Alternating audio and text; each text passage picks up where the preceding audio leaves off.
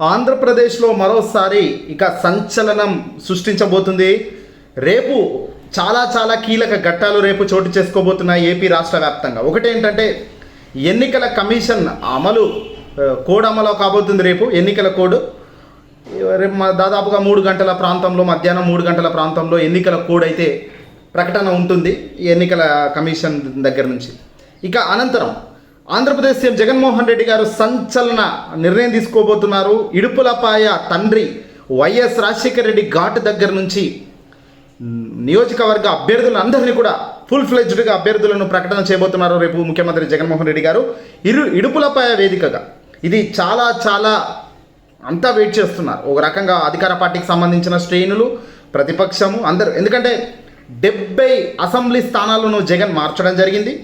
అలాగే ఒక 20 పార్లమెంటు స్థానాలను ముఖ్యమంత్రి గారు మార్చడం జరిగింది.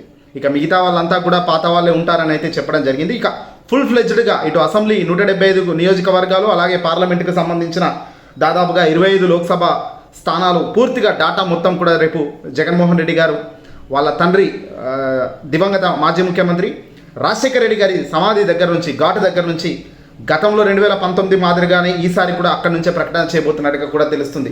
అయితే ఇక్కడ చాలా సంచలనాలు రేపు దాగి ఉన్నాయి. ఒకటి సీఎం జగన్మోహన్ రెడ్డి గారి ప్రకటన అయితేనేమి, అలాగే ఈసీ ఎన్నికల కోడ్ అమలైతేనేమి.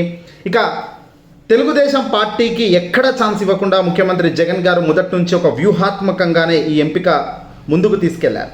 ఎమ్మెల్యేల విషయంలో, పార్లమెంట్లో సంబంధించి లోక్సభ స్థానాల విషయంలో. ఎందుకంటే ఒక పర్ఫెక్ట్ అనాలిసిస్గా వెళ్ళారు ముఖ్యమంత్రి గారు. ఎవరికి ఎక్కడ అవకాశం ఇస్తే బాగుంటుంది, గ్రాఫ్ బాగా లేని వ్యక్తులను పక్కకు తప్పడమైతేనేమి, గ్రాఫ్ బాగా ఉన్న వ్యక్తులకు అవకాశం ఇవ్వడమైతేమి, ఇలా ఒక అనాలిసిస్ చాలా వేగంగా చేశారు, బాగా చేశారని చెప్పాలి. ఇతర రాష్ట్రాలు సైతం ముఖ్యమంత్రి గారిని చూసి అవాక్కయ్యారు. ఏంటి ట్రాన్స్ఫర్లు చేస్తున్నాడు, ఏంటి ఎమ్మెల్యేలను పంపుతున్నాడు, ఏంటి ఇటు అవుతుంది అటు అవుతుందని చాలా మాట్లాడారు.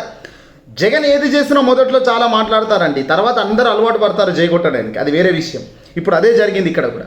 ఇక రేపు ఈ ప్రకటనతో ఫుల్ ఫ్లెడ్జ్డ్గా ఎన్నికల సమరానికి ఇంకా శంఖారావం పూరించినట్టు అవుతుంది. ఫుల్ ఫ్లెడ్జ్డ్గా ఎన్నికల ప్రచారం కూడా మొదలు పెట్టబోతున్నారు జగన్మోహన్ రెడ్డి గారు. బహుశా నియోజకవర్గానికి ఒక 2 మీటింగ్లు డైలీ అన్నట్టుగా ఇలా బహుశా ఉంటుంది. ఆ రూట్ మ్యాప్ కూడా మనకు వస్తుంది.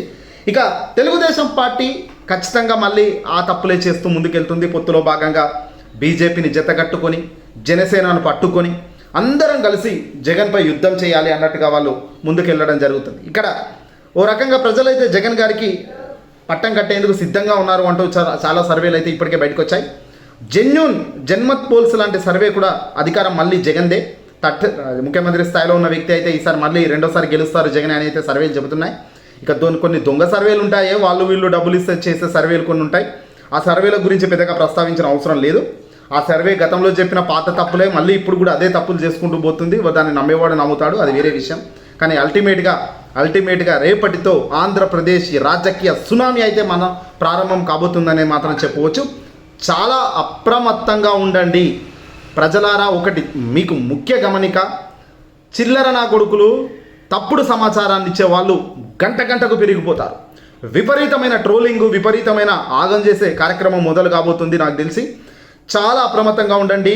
మీకు నచ్చిన వ్యక్తికి అక్కడ పోయి ఫ్యాన్ గుర్తుకు నచ్చినట్టుగా మీరు హ్యాపీగా ఫ్యాన్ గుర్తుకు ఓటేసే వాళ్ళు ఫ్యాన్ గుర్తుకు ఓటేయండి.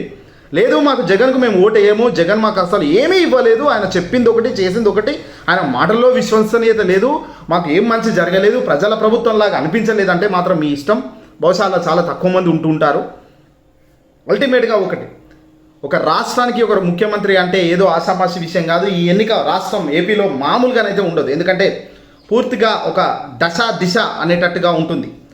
నెక్స్ట్ 10 years తర్వాత అగ్రస్థానంలో ఏపీ ఉండాలన్నా, దేశంలో ఏపీకి ఒక మంచి వాల్యూ క్రెడిట్ కావాలన్నా, ఉండాలన్నా ఖచ్చితంగా ఇప్పుడున్న ముఖ్యమంత్రి జగన్ గారే కొనసాగింపు అవుతేనే అదంతా ఈజీగా కొనసాగుతుంది. తప్ప ఇక్కడ గనక తప్పు జరిగితే, ఈ ఓటేసే కార్యక్రమంలో మిస్టేక్ జరిగితే మాత్రం ఏపీని ఇక ఎవడు బాగా చేయలేడు. అదైతే చాలా గట్టిగా చెప్పవచ్చు.